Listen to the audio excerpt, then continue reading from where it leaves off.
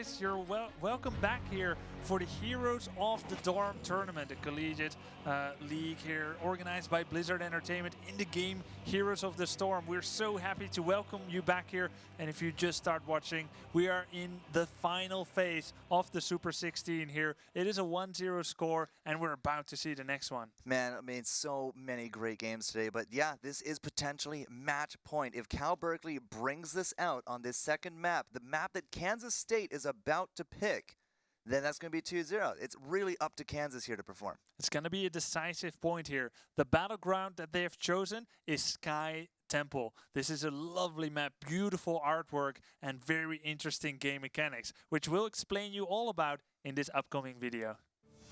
All right, so the Sky Temple, we've seen it maybe once or twice today, but let's do a quick overview. Big map, 3 lanes, a lot of roaming around, a lot of travel time between those lanes. It's not definitely a bit more of a smaller brawler map, but at the same time, 5 mercenary camps. And there you go, as you said, that unique art comes out really strong. But the big thing of this map, capture and hold these temples. The longer you're on these points uncontested, you're going to get those temples to blast your enemy fortifications. Why push if you can get the map mechanic to do it for you?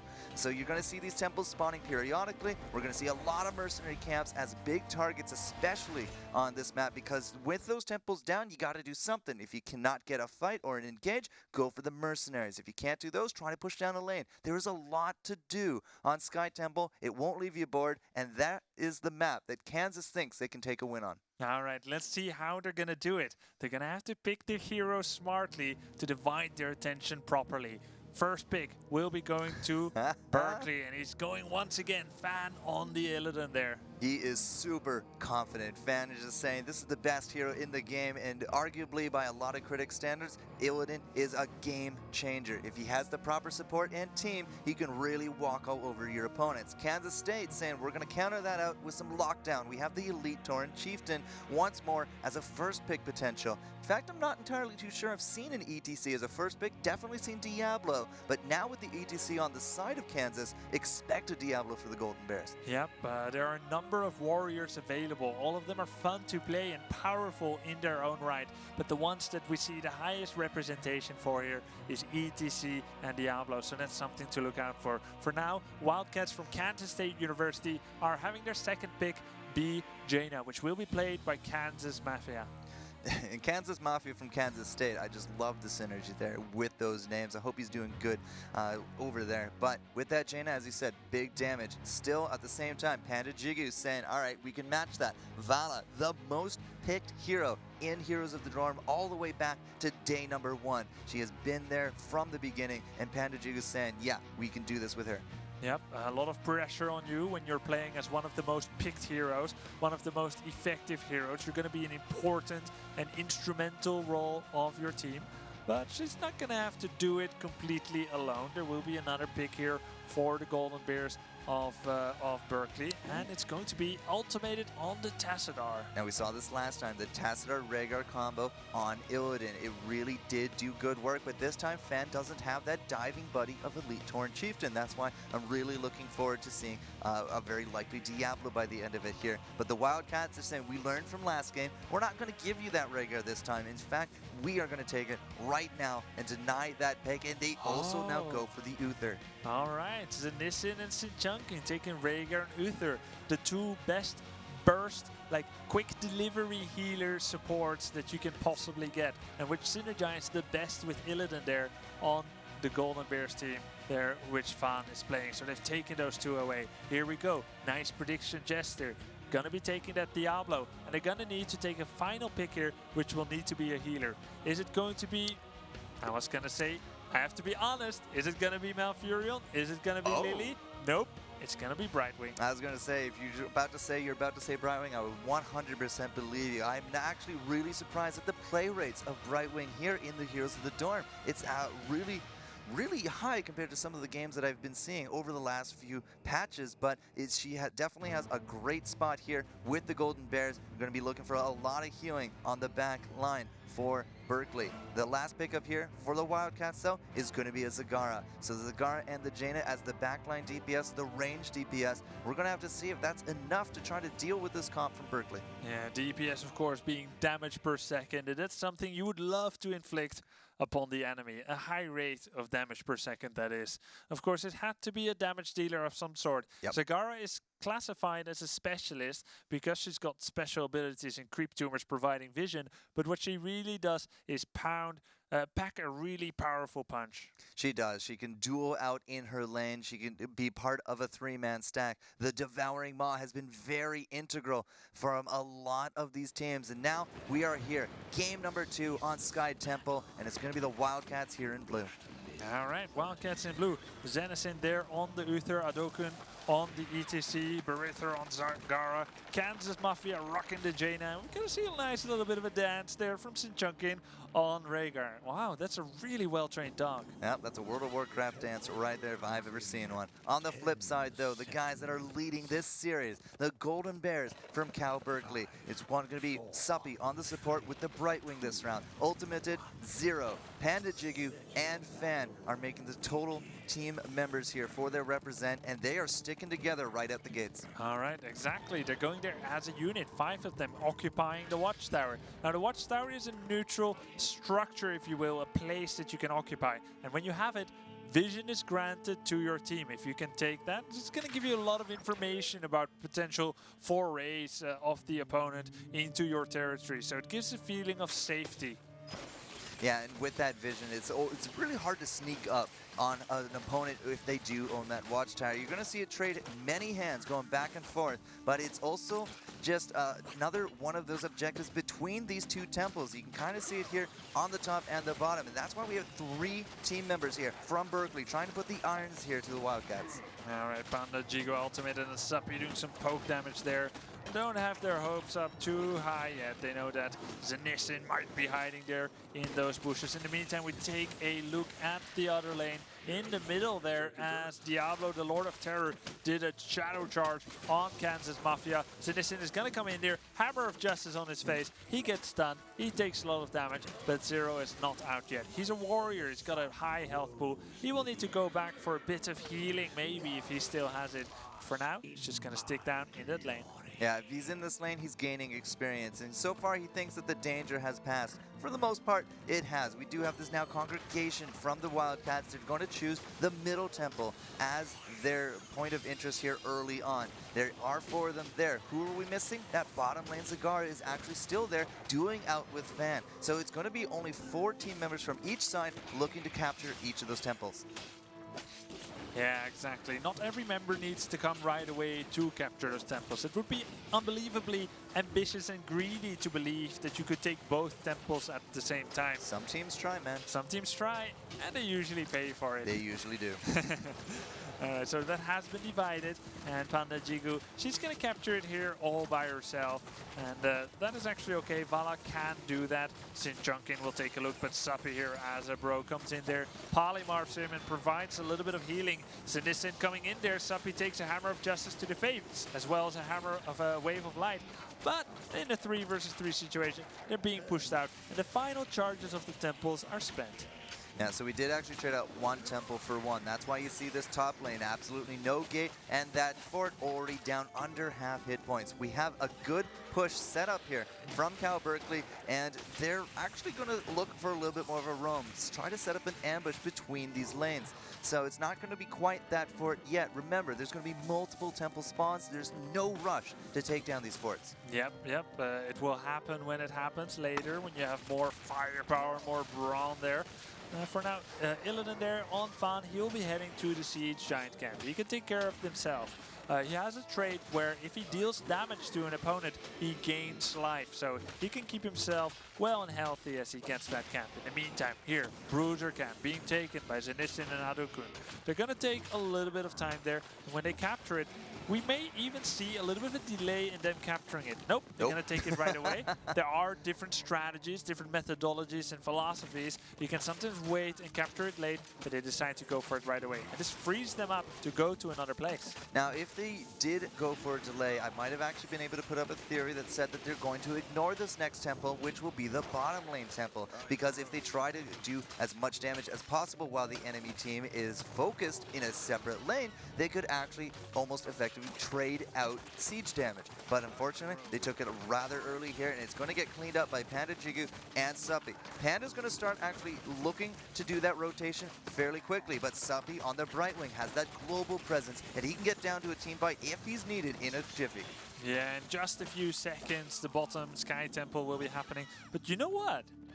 I think they're the ones that are going to be pushing Wow, that thing that you alluded to just now. For the wrong team, but yeah. yes. This is a strategy. Okay, I haven't seen this a whole lot. So they have 3 members here. They say, okay, Wildcats, go ahead and get that temple for a little bit. But indeed, what the temple is doing, we are doing with brute force. We're pushing in with 3 heroes here. I'm actually going to take this strategy a little bit for my own play and try and emulate this. The big thing there as well is we saw Ultimated in the bottom lane as well on that Tasser. He can shield buildings, which will start delaying out some of those laser shots from the temples. But Fan, he was pushing in really aggressively up here. Has Panda Jigu and Subby, but the response from Kansas is to send 4 heroes top to try to bully him out of this. Stop that aggression. They lost out their fort, and they did lose out a turret, but bottom lane, because there's so many people now top, Adokun can't actually finish off this temple. Wow, this one is supposedly belonging to Kansas State University, but even as Ultimated was simply defending the temple shots with his shield, he actually was audacious enough to push in there and say to ETC, this land is mine. So not only did they have that push at the top, but they even stole a few of the temple charges. Well, remember, sitting on a temple actually does come with risks. The Guardians do activate, and they say, we don't want you here. So you do have to fight against them. And now Zero, he's actually not really looking at a very good fight here. He is going to be okay. But that's why we had Tassner go into the bottom. And that's why we had that big push, and that's why we were able to win out that one, because the ETC player had already taken so much damage from those Temple Guardians. Right, so it was not a fair fight, and that's exactly the kind of fight It's you want to look for. absolutely not a fair fight. Cal Berkeley now riding that wave of advantage, getting level 10 hero already against level 9 Fan. Does he want to initiate here? Zero goes in, they flip over Zenison on the Uther player. Fan jumps in, Uther taking a lot of damage. Zenison going away, lightning breath, he will get taken down. Fan with the metamorphosis, straight from Panda Jigo, almost a little bit too much, but you know what? They're not gonna stop. Archon being activated on ultimated. Fan is jumping in so hard, he's so confident here that they push the enemy out. Now this fort is still alive, and they've got to attack this a little bit. It has a slow effect, so it's risky to stay here for too long, but they dare to stay here. Well, it is attacking Zero, and Zero has a lot of hit points. Now, Adokun coming up to the fight, he's a little bit late to the party, but we do actually have now the respawn. The takedown is over, and we have the Uther player coming on back in. The big problem, however, is that Adokun and crew might actually get Fan, and that's not a problem whatsoever. Okay. But they didn't have heroics for that fight. Now they do. Yeah, okay. That also means, doesn't it, that if they meet in the next 10 to 20 to 30 seconds, they could actually, despite being down a level, 10 versus 11, have a bit of an advantage, as they still have the heroic abilities available, and the Golden Bears are on cooldown. And that's why you don't see the Golden Bears actually actively looking for a fight. In fact, this big guy, this Grave Golem style on this map, he's going to be the big target, and Kansas State's going to use him to try to clean up the rest of this bottom lane. But on the back of that as well, 2 temples are now on the board, and Cal Berkeley has taken the top one. So the gentleman's hand has been offered, and it has been shaken by the other team. We say, okay, we'll both take one of the temples. Blue team, Wildcats, Kansas State University, they got the bottom one. And the Golden Bears from Cal Berkeley there. The red team, they got the top. Bright Wing is sitting on there. So what are the others doing? Well, we've got to have a response against the attack here from that boss, from that Grave Golem equivalent, as Ultimated Panda Jigo and Zero are defending. Where's everyone else? Sagara is in the middle lane. She's planning down a few creep tumors, and she sees fit to extend her sphere of influence, the vision that she gets. Maybe start on this bruiser camp. Illidan, Fan, he has the same idea on the other side. Bruiser camps are being taken.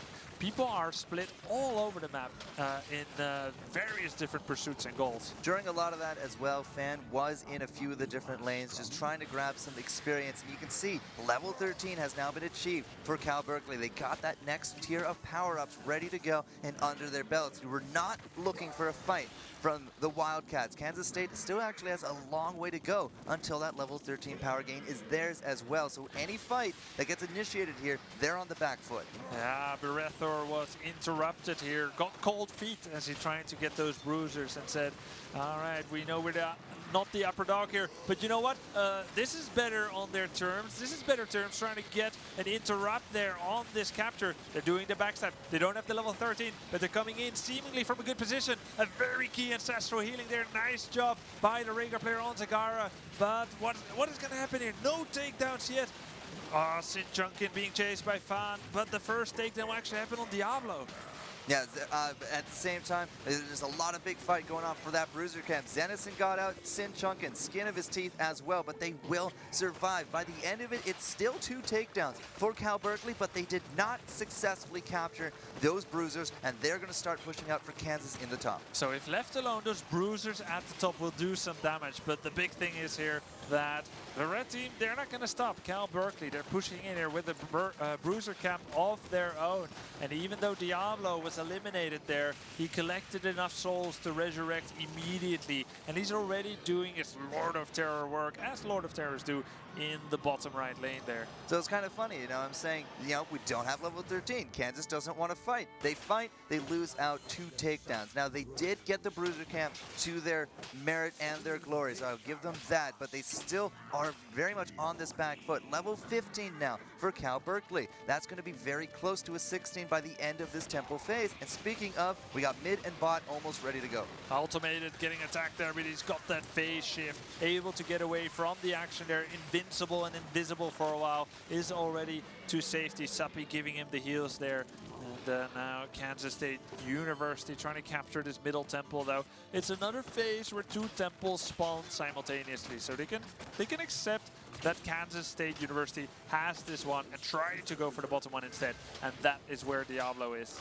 Now, there's a big difference between what those temples are actually shooting at. Down here, Zero, he's starting to work on that bottom keep area of the Wildcats. There's no more forts for them on the board, but at the same time, that top temple from the Wildcats is actually working on this fort area. So even still, with their trades, we're getting off better damage per shot because it's on a keep area, and a keep does not go down easy, but when it does, catapults. A fort will not give you that same advantage. Yep, I mean, it's nice taking down forts, but it's not the equivalent of a keep, as you correctly pointed out.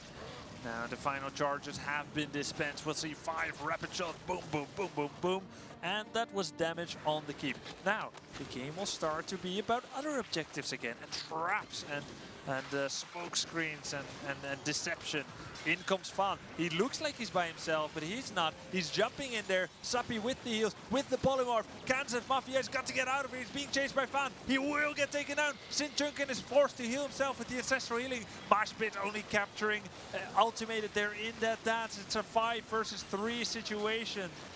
And Berethor, he did throw down the Devouring Maw. It stopped Zero from doing that big lightning breath. That was a big target and really well done for Berethor. But unfortunately, he's an immobile hero, whereas Fan is very mobile. He got in front of him. Those basic attacks coming down, and that is going to be the 3rd takedown for this fight, whereas we suffer 0 losses again from Golden Bears. They're up 17-15, and now even going for another keep. This is really putting us in a bad spot for the Wildcats. Yeah, it's like Michael Jackson sang so long ago, don't stop till you get enough. One keep wasn't enough for them. They got a second one there in the middle keep. It's a 3 versus 1 situation. They got all their keeps alive and just 1 keep for the opponent. The next temple phase is likely to be a single temple spawn, and with so much force by Golden Bears there on the field, it may be very disastrous if Wildcats waits for that. They might be looking to get level 16 and try and leverage that new ability that they will unlock to try and force a fight. Here it is. Yeah, there's that one temple spawn coming up to us in 20 seconds. It will be the middle one. And again, 16 to 18. Good stuff from the Wildcats. They get that big power-up that they're looking for. But the problem is there's 2 levels behind on the race to those storm tiers. And if they do not win a fight here, if they cannot control this temple, it's very likely we're looking at an empty and naked court. Yeah, exactly. So make no mistake, Kansas State University's got to win this fight, lest a miracle will happen later. Is that what's going to happen? Sin Chunkin jumping in there, Fan jumping in, Lightning Breath catching a lot of people there, Ancestral healing on the Barathor, devouring them all, catching 2 people. Ultimated, he is by himself, but he's still got that phase shift available if it gets dangerous. He uses it. He actually chasing Kansas Mafia. Fan following in there. Zanishin getting taken down by Zero. Adokun with the mosh pit on Fan. He's taking a lot of damage, but it's not enough. There is no follow-up anymore. Absolutely not. And so far, so many takedowns once more. Golden to the Golden Bears, and Cal Berkeley comes out of that flawless. They're level 19. 16 to 19 is a 3-level difference. That is a lot of stats, and they're almost at that level 20 Storm tier talent as well. There goes the third keep. They don't need a temple in order to do that. In fact, now they can go back to the temple and start putting damage on the core. Yeah, exactly. Now that the temple isn't attacking something like the keep anymore, it's a straight beeline for the core. Any laser damage they do there on the core is going to be massive. And they're not even going for it right away. They're taking some bruises here. They're taking the temple. They're doing everything. And you know what? They're so close to level 20. That Storm tier talent you were talking about, Jester. Oh, it's just on the tips of their fingers. They are really looking strong. Cal Berkeley, the big #1 pick. 1 in 4 people that submitted those brackets said that these are the guys that you want to be rooting for going into this. And so far, they're looking very strong to end this series on a 2-0 and advance to the Epic 8. All right, Siege Giants, Siege Chaps captured there as they're going for the Grave Golem equivalent here. This boss here, 4 people on them. No interruption from the opponent yet. The last final laser shots were put in. And if they get this one, I think it is all but over potentially for Kansas State University, Jester. Yeah, this Grave Golem, this boss, he's going to be marching down this bottom lane all by himself. There's nothing to get in his way. It's going to be up to the Kansas State to defend, but now you see we're going to be entering here from the mid on Cal Berkeley. Storm tier talents are available for the Golden Bears. That means, again, another big boost in power. And not only do we have that boss, we have those Siege Giants and a very, very happy team here from the Golden Bears because they can taste this victory within their grasp. Yeah, it's that moment when you know you're ahead of the race and you're about to pass the finish line first. That's what's happening here. Fan with the Metamorphosis, jumping in there, doing the damage. Devouring Ball will be used, but Fan, he is so healthy. He's doing what he wants here. Jumping left and right. Wow! And then the Lightning Breath, and the core will get taken down. Zero with that breath is literally breathing life into this team and saying, guys, we're going to the Epic 8. It is going to be the 2-0 victory with Golden Bears playing virtually flawlessly in this game series, and they will advance now to the Epic 8 over top of Kansas State. And wow, look at this. We have Tim Fraser here, the Trixler himself. He's joining us once more because that was just such an epic game. That was a seriously amazing game to watch overall. We were on the back all cheering and going crazy. Fan in particular, man, his mechanics when it came to playing Illidan was on point. Yeah, it was out of this world. You can see the competitive experience that they have here. But as we said before, individual experience, mechanics, and skill is not enough. You need to function like cohesively as a team, and that's what the Golden Bears did off University of California, Berkeley. Very nice there. A 2-0 score against the Wildcats. A small round of applause here mentally as Kansas State University did extremely well. But they were unlucky to go up against what is perhaps the #1 favorite here to take it all the way, the Golden Bears. All right, so we're going to just look at once more a little bit of a highlight of some of that flawless play coming out from the Golden Bears. We're going to jump into a little bit of a replay here, but this bottom lane advance, it's all about Fan. Look at him, no fear, jumps right on in to the Kansas State team. Suppy coming out of nowhere, Zero from the side as well, and now this is a very split Kansas team. A really good devouring mob, but unfortunately that's just not enough for Kansas. Adokun in the side doesn't get anyone with that mosh pit, and now Zero and Fan ultimated there in the front. They are just pushing and pushing up against this Kansas team. That is the resulting now bottom keep, the kill on top of Barathor, because the Zagara just does not have the mobility to match Fan, and then, if I recall, that goes right to that mid keep as well, and from there, we just had such an immense advantage going to the way of the Golden Bears. Yeah, such a synergy by them as they just, I mean, they played it out beautifully. It was wonderful to watch. And when everything is working and you're in the zone, it feels like nothing can stop you. And that's kind of how it looked like here. This also means that from the Super 16, all 8 spots have been clinched for the Epic 8, which we'll be seeing next week. Here's how it looks. They will be going up against each other just in 1 week here, once again on ESPN 3. These matches for the next week look fantastic. I'm looking at teams like Arizona State, Boston College, California, Berkeley, teams that were really just on point. And then, of course, Indiana, Connecticut, teams that really just came out and really surprised a lot of players overall. There was a fantastic match today. We did get to see Rutgers, the underdogs, really come out with a murky and be different. But overall, Indiana was able to edge them out in a very close best-of-3 series. So what are some of your favorite matches? Oh, man, I got to say, Western Ontario coming out strong. I'm going to go back to Canada and be spreading the love to these guys because it's the only Canada represent here in this North American bracket. They're definitely going to be where I'm going to be looking next weekend.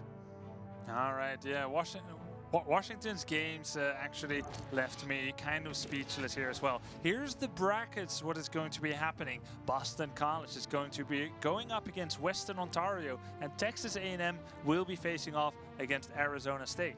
All right, so Indiana and Connecticut are also going to be facing off next Saturday, and Cal Berkeley and Washington. This is actually a very highly predicted matchup between these two teams, and I don't know which way that's going to go, Tim. It's going to swing one way, that's for sure. It'll be fun to watch. I cannot wait. And any way, shape, or form, remember to tune in next Saturday. It's when it's all going down, of course, on ESPN 3.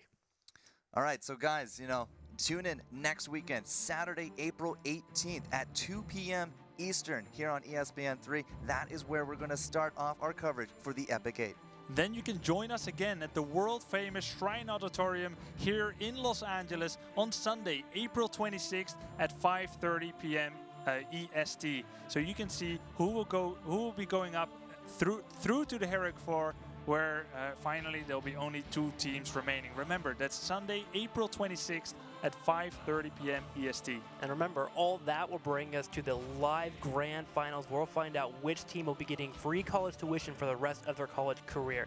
That'll be at 9:30 p.m. Eastern as well. So make sure to check it out on the mentioned ESPN broadcast that will be coming up. And you guys, you can check out Heroes of the Dorm at the website heroesofthedorm.com for all the latest updates. And make sure on Twitter to follow @BlitzHeroes for more information about Heroes of the Dorm, and make sure to use that hashtag #StoreOfTheDorm. So from Jester, Trixler, and myself, Grubby, we thank you so very much for watching. We hope you enjoyed yourself as much as we did. We bid you a farewell and good night, and we'll see you on the battleground.